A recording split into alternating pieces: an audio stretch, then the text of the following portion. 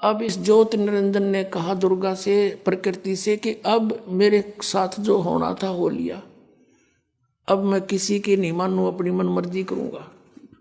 फिर उसने वही ट्राई की बकवाद करने की। दुर्गा ने फिर प्रार्थना की, भाई बात सुन ले, पहले तो तू मेरा बड़ा भाई, मैं छोटी बहन तेरी, और फिर मैं तेरे पेट से बाहर आई, तेरी बेटी होगी, कुछ तो लज्जा रख नालायक, कुछ तो सोच ले। पर इसने एक नहीं मानी, नख रेखा से भग कर लिया, नाखनों से इसके अंदर स्त्री इंद्री लगाई और इससे विवाह किया। 3 पुत्रों की उत्पत्ति की, रजगुण ब्रह्मा, सतगुण विष्णु, तमगुण शिव जी की। अपने आत्माओं, एक बार ये दास किसी कामवश एक तहसील ऑफिस में गया हुआ था।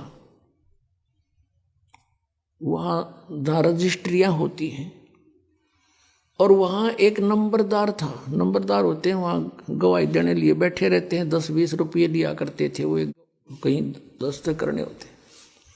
वह बैठे बातें कर रहे, अब पे कोई बात चल गई, वैसे ऐसे एक गोत्र की लड़की से उसी गोत्र के लड़के ने विवाह कर लिया, या कोई उनकी माँ का गोद में था, क्यों कर गया था।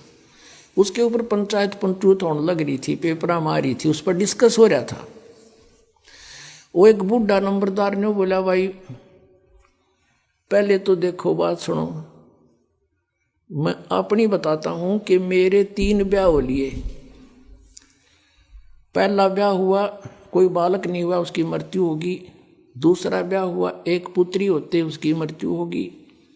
अब तीसरा ब्याह है मेरा, और तीनों बार में पंडित ने फेरे करवाए। तो सबसे पहले हमको बाण भाई बनाया कि काश्यप गोत्रा काश्यप गोत्री, यहां से शुरू करें ये मंत्र बोलना। तो परमात्मा ने कहा गरीबदास जी ने कि काश्यप गोत्रा काश्यप गोत्री पंडित शाखा लाया, और कोई तत्वेता ज्ञानी जाने बाण ब्याह घर लाया। अब ये है वो काश्यप गोत्र और काश्यप गोत्री जो बाण ने ब्याह के ला रहा युग काल, और उससे हमारी उत्पत्ति हुई है। तो वो जो कहता भाई यू नो नहीं समझ मारी मेरे आज तक, यू काश्यप गोत्र और काश्यप गोत्री क्योंकि हमने बाण भाई तो युड़े बना कर चल रहे हैं।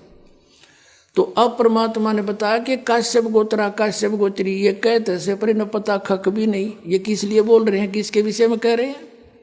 काश्यप गोत्रा काश्यप गोत्री पंडित शाखा लाया, और कोई तत्वेता ज्ञानी जाने बाण ब्याह घर लाया। अब पुण्यात्माओं, अभी तक पहली बार कोई व्यक्ति, कोई श्रद्धालु इस कथा को सुनता है। विशेषकर पहले जब दास सुनाया करता था, सामने वाला न्यू हंसा करता अंदर अंदर, और फिर न्यू कहता क्यों गप्पे मारे हैं, या भी कोई बात हुई, या कोई कथा हुई। अरे इतने नारी कोई कथा कोई ना पृथ्वी पे, क्योंकि उनको ये नहीं मालूम था कि ये प्रमाणित है। पुण्यात्माओं, 600 वर्ष पहले मालिक ने, सतपुरुष ने, कबीर देव जी ने आके एक उदाहरण रूप में, जुलाहे रूप में सहशरीर आए थे और सहशरीर गए थे। ये परमात्मा पूर्ण ब्रह्म है, सारी सृष्टि की रचना है। उस समय इन्होंने 600 वर्ष पहले अपनी वाणी में ये वचन बोले थे, और परमात्मा यही बताया करते थे। लेकिन ये ब्राह्मण लोग, यानी हमारे ऋषि गुरु पवित्र हिंदू धर्म के, इस बात की घनी काली मान गए कि ये झूठ बोलता है, ब्रह्मा विष्णु महेश नासवान है, इनकी माता है, इनका पिता है, ये तो अजर व अमर है, सर्वेश्वर है, महेश्वर है, किसी ग्रंथ में नहीं लिखा है।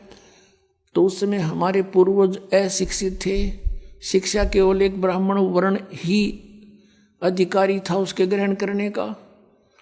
तो उनकी दाल गली रही, और परमात्मा 600 वर्ष आए थे पहले। यदि वो उस समय ये टांग ना अड़ाते, हमें मिसगाइड नहीं करते, तो हमें सारा काम सुलझा सड़जा मिलता आज के दिन। आज दास के साथ जो इतना संघर्ष चल रहा है, इतनी परिश्रम कर रहा है, 4-4 घंटे सत्संग, 5-5 घंटे सत्संग, और फिर सदग्रंथों को पढ़ना, उनको निष्कर्ष निकाल के आपके समक्ष करना, ये नहीं करना पड़ता। लेकिन उस समय इन्होंने, किसी ने परमात्मा के इस तत्व ज्ञान पर विश्वास ना किया और ना करने दिया।